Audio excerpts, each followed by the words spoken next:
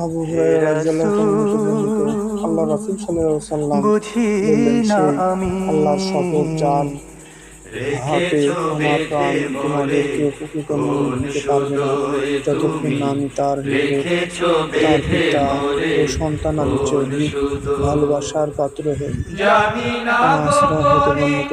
আল্লাহ রাসূল কেমন সাল্লাল্লাহু আলাইহি সাল্লাম করে বললেন, তোমাদের কেউ জানি পবিত্র না মুমিন হতে গোপনে পারবে না যতক্ষণ না কেমন আমি তার করে নিকট তার পিতা, তার সন্তান ও হৃদয়ে সব গড়েছ মানুষের অপেক্ষায় প্রেমে অধিক প্রিয় বলয় পাত্র হে হই। রাসূল